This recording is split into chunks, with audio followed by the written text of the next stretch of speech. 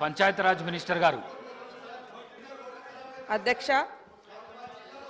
గత కొంతకాలంగా పెండింగ్లో ఉన్నటువంటి మల్టీపర్పస్ వర్కర్స్ యొక్క శాలరీస్ కోసం, అదేవిధంగా శానిటేషన్ కోసం 3,378,88 రూపాయలను రిలీజ్ చేయడం జరిగింది సార్.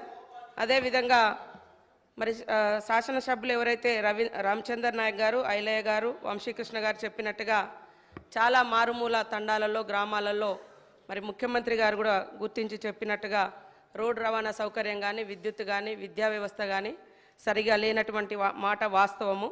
వాటన్నింటిని కూడా మరి ఈ బడ్జెట్ ద్వారా పునరుద్ధరించుకొని మిగతా సమాజానికి సమానంగా జీవించే విధంగా జీవన ప్రమాణాలను మెరుగుపరుచుకొనుటకు విద్య కానీ, విద్యుత్ కానీ, రోడ్డు రవాణా వ్యవస్థ కానీ, మంచినీటి వ్యవస్థ కానీ, ఇండ్లు కానీ ఇవ్వాల్సినటువంటి అవసరం ఉంది సార్. తప్పకుండా ఈ యొక్క బడ్జెట్ ద్వారా వాటిని పరిపూర్తి చేస్తామని తెలియజేస్తూ ఉన్నాము. అదేవిధంగా రెవెన్యూ గ్రామాలుగా మార్చుటకు సంబంధించి కూడా సంబంధిత రెవెన్యూ శాఖతోటి మరి ప్రభుత్వం కూడా ఇన్వాల్వ్ కావాల్సిన అవసరం ఉంది సార్. ఎప్పుడో ల్యాండ్ సర్వే 1936లో ఎప్పుడో అయింది సార్.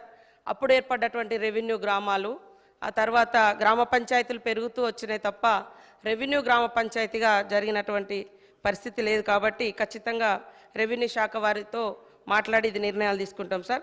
నూతన గ్రామ పంచాయతీల డిమాండ్ కూడా ఉంది, ప్రభుత్వం దృష్టికి తీసుకెళ్ళి మరి దీని విషయంలో కూడా నిర్ణయం తీసుకుంటామని తెలియజేస్తాం.